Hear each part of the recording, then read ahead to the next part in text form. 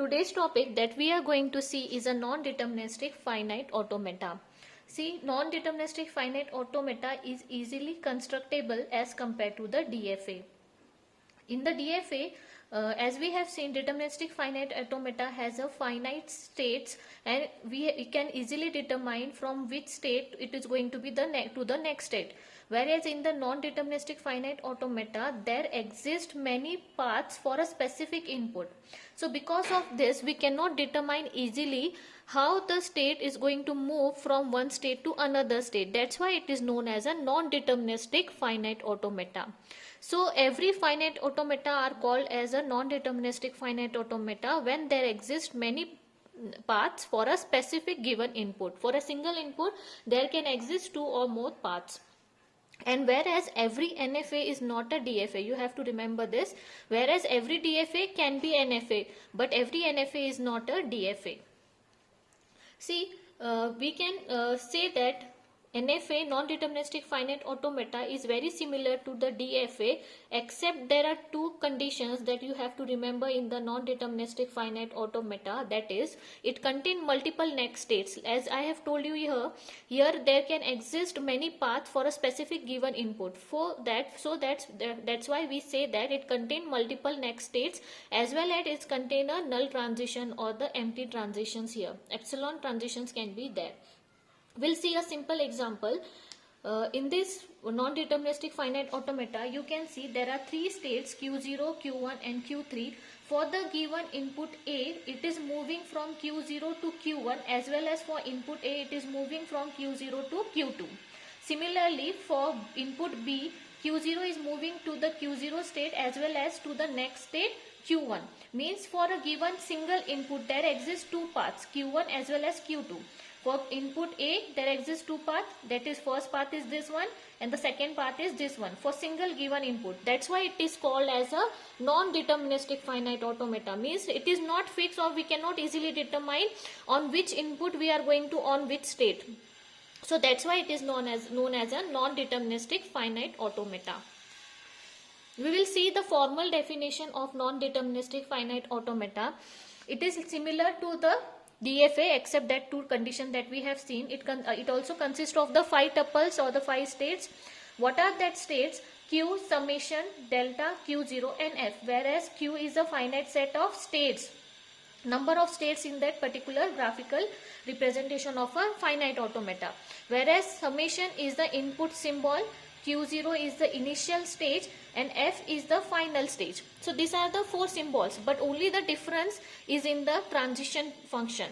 Whereas in the transition function, we can say that the state is going to move to the multiple states. It can be 2 raised to q on giving some input, summation. Input can be anything. So whenever we have to move from one state to another state on giving some input, it is going to move to the 2 raised to q states. So we can say that it is much more similar like a DFA only, but only the difference exists in this transition function.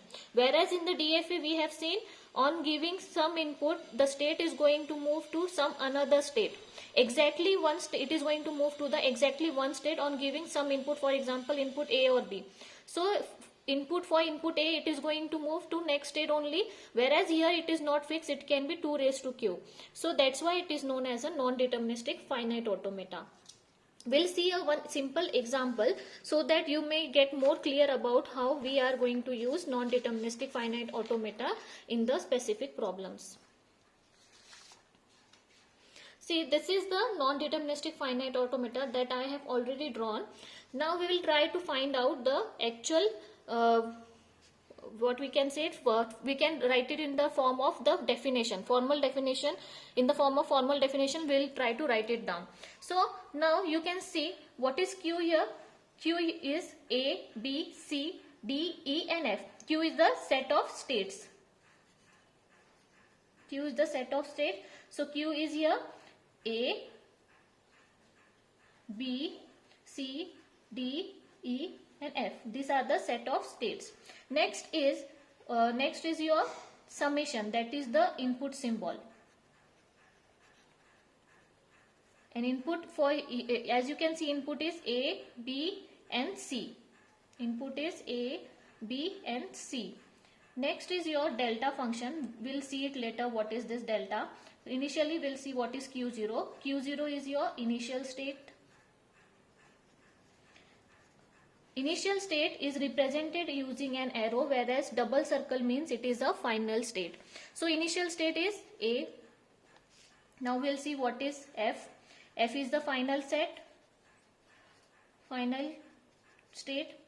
of final state. Okay, so here you can see D is also having a double circle and F is also having a double circle, means D and F is your final state. Now we'll see how we can draw the transition function. Transition function is nothing but it is on giving some input, it is going to move to the 2 raised to q states. So transition function will try to find out delta of, first we'll start with the A on giving input small a, it is going to move to the state B. Okay, similarly you can see on giving same input A, it is also moving to A. On giving same input A, it is also moving to A. So you can see there is 2 states for the same input A. So that's why it is 2 raised to q. Now next is your state B. B on giving input small b, it is moving to state C. Okay, now again we will check for the next state. Next is C. On giving input small c, it is moving to D. Next is your E. On giving input B, it is moving to F. Similarly, next is your F. F on giving input small c, it is moving to E. So in this way we can easily draw the transition function. Now we will try to draw the transition table from the given figure or from the given transition functions. Okay, transition table, how we can draw the transition table here. First comes your states and then there is your input. What are the states available? A, B, C, D, E and F. A is your initial stage and D and F is your final state. So for final state we can use stars and for initial stage I have used an arrow. Okay, now I'll try to draw this table. Here is the input. Input available is A, B and C. Now again we'll try to draw with the help of this figure, or you can also use this transition function. A on giving input small a, it is moving to B. Similarly you can see from this figure also. A on small input state A on giving small input A, it is moving to B as well as it is moving to E. So here we can write down both the state B and E. Okay, now next is your A on giving inputs B, there is nothing, or you can say that there is null state, or you can just simply write down the dash to it. Next is A. Now similarly for C input is also nothing is there. Now next come is B. B on giving small input B on giving input, it is moving to C, moving to the C state. Here is nothing. Okay, similarly C on giving input small c, it is moving to D, final stage, whereas D state is having nothing. Okay, whereas next is your E. E on giving input B, it is moving to F. Okay, next F on giving input E, it is F on giving input C, it is moving to E.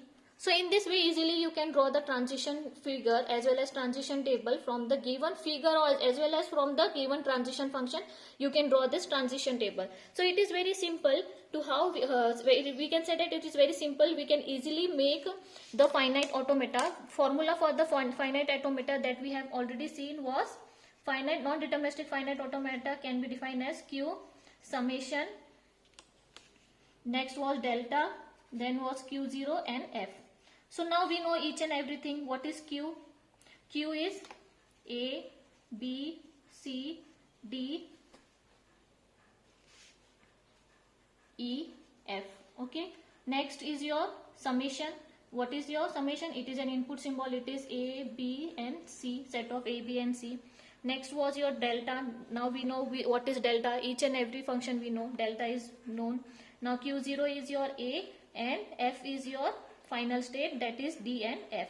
So now these are the set of non-deterministic finite automata. In this way we can easily solve the non-deterministic finite automata. In the upcoming video we will see some more examples of the non-deterministic finite automata.